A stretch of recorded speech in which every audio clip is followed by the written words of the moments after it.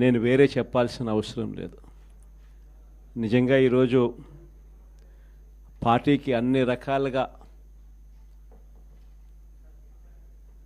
ఒక పెద్దన్న పాత్ర ఎవరైనా పోషిస్తూ ఉన్నారు అంటే అది న్యాయవాదులే అని చెప్పాలి. అడగకపోతే అమ్మైనా అన్నం పెట్టదన్నట్టుగా, కోరకపోతే దేవుడైనా కూడా వరం ఇవ్వడం అన్నట్టుగా, పిటిషన్ వేయకపోతే, న్యాయస్థానంలో మీరు నిలబడకపోతే న్యాయం కూడా దక్కే పరిస్థితి కూడా ఉండదు. కలియుగం అన్నది ఏమిటి అన్నది ఈ చంద్రబాబు నాయుడు గారి పరిపాలన చూస్తే ఈ 14 నెలల్లో ఓహో ఇదేనా కలియుగము అని చెప్పి అనిపించే పరిస్థితి ఎవరికైనా కూడా అనిపిస్తుంది. ఎందుకనంటే న్యాయం లేదు, ధర్మం లేదు. తమకు గిట్టని వాళ్ళు ఎవరైనా ఉంటే, తమకు నచ్చని వాళ్ళు ఎవరైనా ఉంటే, తమకు వ్యతిరేకంగా స్వరం వినిపించే వాళ్ళు ఎవరైనా ఉంటే తట్టుకునే పరిస్థితి లేదు, జీర్ణించుకునే పరిస్థితి లేదు. ఎలాగైనా తీసుకొని పోయి వాళ్ళని జైల్లో వేయాలి, ఎలాగైనా తీసుకొని పోయి వాళ్ళని చిత్రహింసలు పెట్టాలి, ఎలాగైనా కూడా వాళ్ళ పరువును తీయాలి అనే ఒక నీచమైన సంస్కృతి ఈరోజు మనం చూస్తూ ఉన్నాం. ఒక మనిషిని జైల్లో పెట్టడము అని అంటే తన పరువును, తన ప్రతిష్టలతో ఆడుకోవడం. అవన్నీ తెలిసి కూడా ఏ తప్పు చేయకపోయినా కూడా బురద వేసి తప్పు చేశాడు అని చెప్పి దానికోసం దొంగ సాక్ష్యాలను క్రియేట్ చేసి కేవలం వీళ్ళు పెట్టే ప్రలోభాలు, వీళ్ళు పెట్టే భయం తప్ప వేరే బేసి లేదు, వేరే సాక్ష్యము లేదు. ఇలాంటి పరిస్థితుల మధ్య న్యాయం జరగడానికి కోసం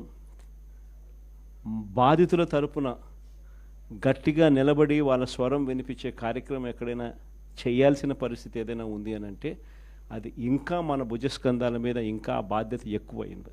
కానీ ఏదైనా కూడా న్యాయం, ధర్మం అనేది వాళ్ళ తరపున ఎవరైనా వాళ్ళ తరపున గట్టిగా నిలబడి వాళ్ళకు న్యాయం చేసే పరిస్థితి రావాలి అని అంటే అది మళ్ళీ మీ భుజస్కంధాల మీదనే ఉంది. కాబట్టి మీరు పోషించే పాత్ర చాలా ఇంపార్టెంట్ పాత్ర. మరీ ముఖ్యంగా కష్టకాలంలో ప్రతిపక్షంలో ఉన్నప్పుడు వైఎస్ఆర్ పార్టీకి నిజంగా పెద్దన్నగా మీరు చేస్తూ ఉన్న పాత్ర ఎప్పటికీ కూడా పార్టీ మర్చిపోదని సందర్భంగా తెలియజేస్తాను. ఎవరికి కూడా ఊహించని విధంగా కూడా, ఇంతకుముందు గతంలో ఎప్పుడు జరగని విధంగా కూడా లీగల్ కమ్యూనిటీకి మరీ ముఖ్యంగా ఫస్ట్ టైం లా కంప్లీట్ చేసుకొని తమ కాళ్ళ మీద తాము నిలబడడానికి సిద్ధంగా ఉన్న యంగ్స్టర్స్కు, యంగ్ లాయర్స్కు ప్రభుత్వం అప్పట్లో క్రమం తప్పకుండా సహాయ సహకారాలు అందిస్తూ లా నేస్తం పేరిట అండగా నిలిచిన చరిత్ర కూడా ఇంతకుముందు ఎప్పుడూ జరగల. అదొక్క వైఎస్ఆర్సీపీ ప్రభుత్వం వచ్చిన తర్వాత మాత్రమే ఆ చరిత్ర కూడా చూసాం. అలాంటి పరిస్థితుల నుంచి నిజంగా అట్టడుగు వర్గాలకు తోడుగా ఉండాలని చెప్పి కార్యక్రమంలో భాగంగా ఏకంగా జీపీలు, ఏజీపీల నియామకంలో కూడా ఏకంగా ఆంధ్రప్రదేశ్ రాష్ట్ర గౌరవ హైకోర్టు వారు నిన్న చేసినటువంటి ఘాటైనటువంటి వ్యాఖ్యలు. 14 నెలలుగా ఆంధ్రప్రదేశ్ రాష్ట్రంలో ఈ కూటమి ప్రభుత్వంలో జరుగుతున్నటువంటి దమనకాండ, అరాచకం, దీని మీద గౌరవ హైకోర్టు వారు అనేక సార్లు మందలించారు. ఇక్కడ ఉన్నటువంటి పోలీసుల్ని, అదేవిధంగా మెజిస్ట్రేట్లు అంత మీరు యాంత్రికంగా వ్యవహరిస్తున్నారు, ఇది సరైన పద్ధతి కాదు అని చెప్పి మెజిస్ట్రేట్ల మీద అంతకుముందు మాట్లాడినా కొంతమంది మెజిస్ట్రేట్లు ఇంకా అలానే వ్యవహరిస్తూ ఉన్నారు. పోలీసులు వాళ్ళు చేస్తున్నటువంటి ఏదైతే పెడుతున్నటువంటి తప్పుడు కేసుల మీద నిన్న గౌరవ హైకోర్టు వారు ఏం చేస్తాం, అది మా తప్పే అని నిన్న మాట్లాడటం, బహుశా గౌరవ హైకోర్టు వారు తప్పు మాదే అని చెప్పి ఇంతగా బాధపడుతూ మాట్లాడినటువంటి సందర్భాలు ఎప్పుడూ ఉండవు. అంటే ఈ రాష్ట్రంలో ఎలాంటి పరిస్థితులు ఉన్నాయో నిన్న గౌరవ హైకోర్టు వ్యాఖ్యానించినటువంటి వ్యాఖ్యలే దానికి నిదర్శనం. 14 నెలలుగా మీరు చూస్తూ ఉన్నారు తప్పుడు కేసులు పెట్టి వైఎస్ఆర్ కాంగ్రెస్ పార్టీ నాయకుల్ని, కార్యకర్తల్ని ఎలా ఈ కూటమి ప్రభుత్వం వేధిస్తూ ఉందో. దానిలో భాగంగానే మాచర్ల మున్సిపల్ చైర్మన్గా మాచర్ల మున్సిపల్ చైర్మన్గా పనిచేసినటువంటి తురగా కిషోర్ వైఎస్ఆర్ కాంగ్రెస్ పార్టీ నాయకుడిని అక్రమ కేసులు పెట్టి ఎలా వేధించారో, కేసుల మీద కేసులు పెట్టి 8 నెలలుగా జైల్లో ఎలా మగ్గేటట్టుగా చేశారో, మళ్ళీ మొన్న బెయిల్ మీద బయటకు వస్తే అన్ని కేసుల్లో బెయిల్ వచ్చేసి బయటకు వస్తే మళ్ళీ జైలు నుంచి బయటకు రాగానే మళ్ళీ అమ్మడిని అక్కడే అరెస్ట్ చేసి మళ్ళీ అమ్మడినే పోలీసులు తీసుకెళ్ళినటువంటిది. దానికి మేజిస్ట్రేట్ గారు రిమాండ్ వేయటం, దాని మీద తురగా కిషోర్ గారి భార్య ఏదైతే కోర్టుకు వెళతాం దాని మీద తురగా సురేఖ గారు వేసినటువంటి పిటిషన్కి సంబంధించి గుంటూరు జిల్లా జైలు నుంచి విడుదలైన తన భర్త తురగా కిషోర్ను పల్నాడు జిల్లా రెంటచింతల పోలీసులు అక్రమంగా నిర్బంధించారని, తన భర్తను కోర్టు ముందు హాజరుపరిచేలా పోలీసులను ఆదేశించాలని కోరుతూ తురగా సురేఖ బుధవారం హైకోర్టులో అత్యవసరంగా లంచ్ మోషన్ రూపంలో హెబియస్ కార్పస్ పిట్ దాఖలు చేశారు. దీనిపై ఇటీవల విచారణ జరిపిన జస్టిస్ రఘునందనరావు ధర్మాసనం అసలు తురగా కిషోర్పై ఎన్ని కేసులు నమోదాయి, వాటిని ఎప్పుడు నమోదు చేశారు, ఎప్పుడు ఏ ఘటనలో అరెస్ట్ చేశారు తదితర వివరాలు తమ ముందుంచాలని చెప్పి పల్నాడు జిల్లా ఎస్పీని ఆదేశించిన నేపథ్యంలో నిన్న హైకోర్టు వారు వ్యాఖ్యానించింది. మెజిస్ట్రేట్లు ఇలా యాంత్రికంగా రిమాండ్ విధిస్తున్నారు, అది మా తప్పే, మేము వాళ్ళకి శిక్షణ ఇవ్వాలి.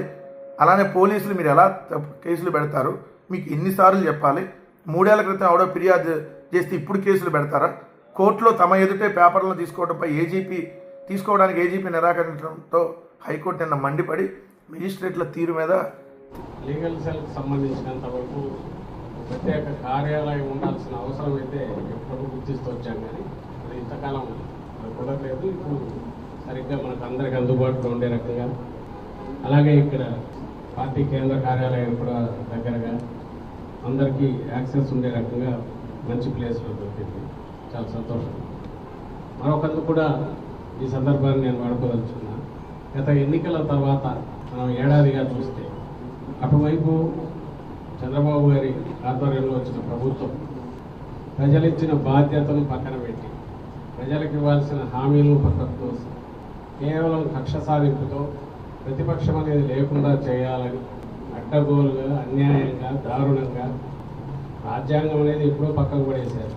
సొంత రెడ్ బుక్ రాజ్యాంగం అనే పేరుతో ఏ రకంగా తప్పుడు కేసులు పెడుతున్నారో అసలు వాటికి బహుశా చట్టాలు తయారు చేసేటప్పుడు లేదా రాజ్యాంగం రాసిన వాళ్ళు కానీ ఇట్లా చేయొచ్చని కూడా ఊహించి ఉండాలనుకుంటున్నారు. ఆ పరిధి దాటిపోయి పోతున్నారు.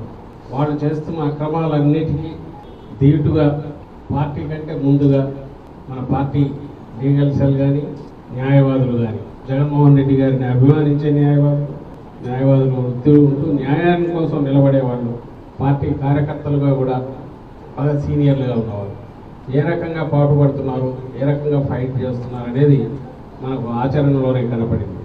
బహుశా ఈ 1 ఇయర్లో ఫస్ట్ పని చంద్రబాబు పెట్టింది ఎవరికంటే మన పార్టీ లీగల్ సెల్కి పెట్టారు. దానికి తగినట్టే ధీటుగా సమాధానం ఇస్తూ స్టేట్ అంతా కూడా నిలబడ్డారు, అన్ని కోర్టుల్లో ఇక్కడ కూడా. ఈ ప్రాసెస్లో అర్థమైంది ఏంటంటే నిరంతరం పోరాట పట్టి మన పార్టీకి కాదు, పార్టీలో అసోసియేట్ అయిన వాళ్ళకు జగన్మోహన్ రెడ్డి గారికే కాదు, జగన్మోహన్ రెడ్డి గారితో నడిచే అడుగు వేసి ప్రతి ఒక్కరికి ఉందని ప్రొఫెషనల్గా చూపుతున్నారు. అలాగే జగన్మోహన్ రెడ్డి గారు నమ్మిన సైన్యంలో పార్టీగా కూడా మీరందరూ చూపుతూ వచ్చారు. దీనికి మీకు ప్రత్యేకంగా అభినందిస్తున్నాను.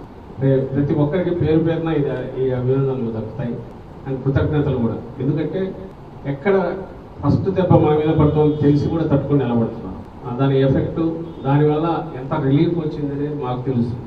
మీరందరూ క్రియాశీలకంగా అర్ధరాత్రి అయినా అపరాత్రి అయినా ఎక్కడికక్కడ నిలబడి వైఎస్ఆర్ కాంగ్రెస్ పార్టీ కార్యకర్తకు కానీ జగన్మోహన్ రెడ్డి గారు వెనకంబడినట్టు ఎవరి మీద చిన్న ఇది పడినా మేము ఉన్నామని నేనంతటా మేము స్వచ్ఛందంగా రావడం అనేది బాగా కొట్టొచ్చినట్టు కనిపించింది. అండ్ పార్టీకి మీరే పెట్టని కోటగా, ఎట్లా అయితే కార్యకర్తలు పెట్టని కోటగా ఉంటారో క్రియాశీల కార్యకర్తలుగా ఈ వృత్తిలో మీరు చేస్తున్నది కూడా ఒక పెట్టని కోటగా, ఒక రక్షణగా నిలబడినారనేది వాస్తవం. అందుకు మరోసారి మనస్ఫూర్తిగా మిమ్మల్ని అభినందిస్తూ, ఇది కేంద్రం, ఇక్కడ హైకోర్టు ఉంది, అలాగే అటు ఇటు మనకు అన్ని రకాల పెట్టి అంతా చూపించి ప్రజలు మభ్యపెట్టే కార్యక్రమం చూస్తున్నారు. అనితమ్మ, నువ్వు హోమ్ మినిస్టర్గా ఉంటూ మహిళల ప్రాణ రక్షణ, మాన రక్షణ, ధన రక్షణ ఖచ్చితంగా నువ్వు చేయాలి. అది తప్ప నువ్వు అన్నీ మాట్లాడుతుంటావు. ఎప్పుడు జగన్మోహన్ రెడ్డి గారి గురించి మాట్లాడితే ఒక మాట మాట్లాడతావు, మానవీయత లేదా, మానవీయత ఉందా అని అడుగుతారు కదా. నీకు అసలు మానవీయత ఉందా తల్లి? ఎందుకంటే ఈరోజు ఎమ్మెల్యేలే, టీడీపీ ఎమ్మెల్యేలే మహిళల పైన ఇట్లా అసభ్యంగా ప్రవర్తన చేస్తున్నారు కదా, అసలు దాని గురించి ఎందుకు ఎక్కడ మాట్లాడడం లేదు? ఒక పేపర్ స్టేట్మెంట్ కూడా లేదు, ఎక్కడ కూడా ఒక ఖండన లేదు. అంటే మీ పార్టీ వాళ్ళు, మీ నాయకులు, మీ ఎమ్మెల్యేలు ఎవరైనా మహిళల పైన ఇట్లా దౌర్జన్యము, దోపిడీ కానీ అగాత్యాలు, అత్యాచారాలు చేస్తే అది టిక్కు కొడుతున్నావు.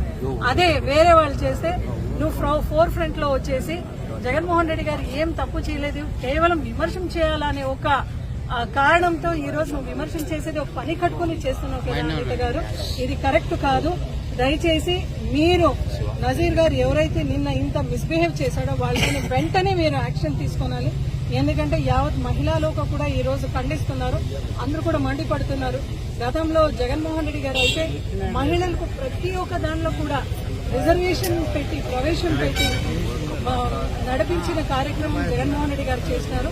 గతంలో జగన్మోహన్ రెడ్డి గారు ఒక హోమ్ మినిస్టర్, దళితకు హోమ్ మినిస్టర్ ఇచ్చినారు కాబట్టి దాన్ని ఫాలో అవుతూ అనిత గారికి ఈ రోజు హోమ్ మినిస్టర్ గా మీకు ఆ పోస్ట్ వచ్చింది, ఆ పోర్ట్ఫోలియో వచ్చింది అంటే కేవలం జగన్మోహన్ రెడ్డి గారు ఏదైతే పాటించినారో దాన్ని మీరు కాపీ కొట్టమని తప్ప ఈరోజు జగన్మోహన్ రెడ్డి గారు దయవల్లి నువ్వు కూడా హోమ్ మినిస్టర్ అయినావు అని మేము నిజంగా చెప్పుకుంటున్నాము.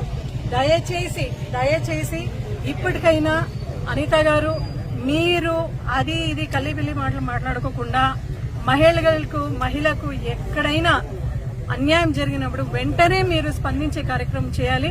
అదేవిధంగా ఈరోజు మహిళలందరూ కూడా మేము దయచేసి సేవ్ ఆంధ్రప్రదేశ్ అనే కార్యక్రమం మేము చేస్తున్నాం. ఇప్పటికైనా అనిత గారు, హోమ్ మినిస్టర్ అనిత గారు, చంద్రబాబు నాయుడు గారు, కూటమి ప్రభుత్వంలో భాగస్వామైన ప్రతి ఒక్క మహిళ ఎమ్మెల్యే, మంత్రి గారికి ఒకటే వినవించుకుంటున్నాం. దయచేసి ఇప్పటికైనా దిశా చట్టం అమలు చేయండి. ఎందుకంటే ఆ రోజు ఈ దిశ యాప్ ఎవరెవరైతే డౌన్లోడ్ చేసుకున్నారో ఆ పిల్లలందరూ కూడా 90% సేఫ్టీగా ఉండడం మనం చూసినాం. మీరు మహిళలకు హెల్ప్ చేయాలి, వాళ్ళ తోడుగా నిలబడాలి అంటే దిశ యాప్ ని ఇంట్రడ్యూస్ చేస్తూ ఎక్కడ కూడా మీరు ఈగో పోకుండా, ఈగో ఫీల్ కాకుండా జగన్మోహన్ రెడ్డి గారు చేసిన మంచి పని దాన్ని ఒప్పుకుంటూ మీరు దాన్ని అమలు చేయాలని, మహిళల్ని కాపాడాలి. మహిళల రక్షణ కొరువైంది ఈ రాష్ట్రంలో పట్టి వ్యక్తపరచాలి. నాణ్యత విషయంలో ఎక్కడ కూడా పొరపాటు జరగకూడదు. ఎప్పటికప్పుడు సర్వేలు చేసుకుంటూ ఉన్నాం కాబట్టి ప్రతి నెల మేము దీని గురించి సమీక్షించుకుంటూ ఈ విషయం పైన కొంచెం సీరియస్గా ఉండాలని జాయింట్ కలెక్టర్లని, డిఎస్ఓల్ని, డిఎంని, స్థానికంగా ఉన్న అధికారులని అందరినీ కూడా మేము హెచ్చరించాం. తప్పకుండా మేము విజిలెన్స్ స్టెప్అప్ చేసి ఈ డైవర్షన్ జరగకుండా ఉండే విధంగా మేము అడుగులేస్తున్నాం. అందులో భాగంగా మీ అందరి దృష్టికి కూడా తీసుకురావాలి. మొట్టమొదటిసారి భారతదేశంలో డిజిటల్ వాలెట్ ప్రవేశపెట్టి ఎన్టీఆర్ జిల్లా, కృష్ణా జిల్లాలో మేము ఒక పైలట్ ప్రాజెక్ట్ చేస్తున్నాం. దాదాపు 4,000 మంది లబ్ధిదారులు మేము గుర్తించి డైరెక్ట్గా వాళ్ళ ఫోన్లోకి ప్రభుత్వం నుంచి ఈ గ్యాస్ సిలిండర్ సంబంధించిన 850 రూపాయల కూపాన్ వాళ్ళకే వెళ్ళేటట్టు, తద్వారా వాళ్ళు ఆ గ్యాస్ ఏజెన్సీకి వెళ్ళి ఆ డిజిటల్ వాలెట్ ద్వారా కూపాన్ అందిస్తే వాళ్ళు ముందుగానే డబ్బులు చెల్లించాల్సిన అవసరం ఉండదు. ఈ ప్రాజెక్ట్ సక్సెస్ఫుల్ అయితే మేము దాన్ని స్కేలప్ చేసి రాష్ట్ర వ్యాప్తంగా దాదాపు 1 కోటి మందికి ఇస్తున్నాం. ఈ రోజున దీపం పథకం కింద సిలిండర్స్ ఈ 1 కోటి మందికి కూడా మేము ఈ విధంగా డైరెక్ట్ క్యాష్ ట్రాన్స్ఫర్ చేసేటట్టు సిద్ధమవుతున్నాం. అది సక్సెస్ అయిన తర్వాత ఒకవేళ మేము ఇంకా ఈ రైస్ స్మగ్లింగ్, డైవర్షన్ కంటైన్ చేయలేకపోతే ఇప్పుడు కొత్తగా మేము ఆ వ్యవస్థని, ఎండిఓ వ్యవస్థని మానేసి ఫేర్ ప్రైస్ షాపులు తీసుకొచ్చి మరింత పటిష్టంగా చేయబోతున్నాం. కాబట్టి ఆ పొరపాట్లు ఇంకా కొనసాగితే రాబోయే రోజుల్లో మరి ప్రభుత్వం ఆలోచన, మా కూటమి ప్రభుత్వం ఆలోచన తప్పకుండా, గతంలో పవన్ కళ్యాణ్ గారు కూడా దీని గురించి మాటిచ్చారు, వీలైనంత వరకు మేము దాన్ని క్యాష్ ట్రాన్సాక్షన్గా జరిగేటట్టు ఏ విధంగా ముందుకు తీసుకెళ్లాలో దానిపైన కూడా మేము ఆలోచిస్తున్నాం. అన్ని విధాలుగా సివిల్ సప్లైస్ డిపార్ట్మెంట్ నుంచి మేము టెక్నాలజీని ఉపయోగించుకొని వీలైనంత నాణ్యతతోటి సరైన సమయానికి మేము సర్వీస్ ఓరియంటెడ్గా పనిచేయాలనే ఉద్దేశంతో ప్రజలకి మరింత మెరుగైన సేవలు అందించడానికి అహర్నిశలు కృషి చేస్తున్న మా టీం అందరికీ కూడా నేను ఈ సందర్భంగా మనస్ఫూర్తిగా ధన్యవాదాలు తెలుపుకుంటున్నాను.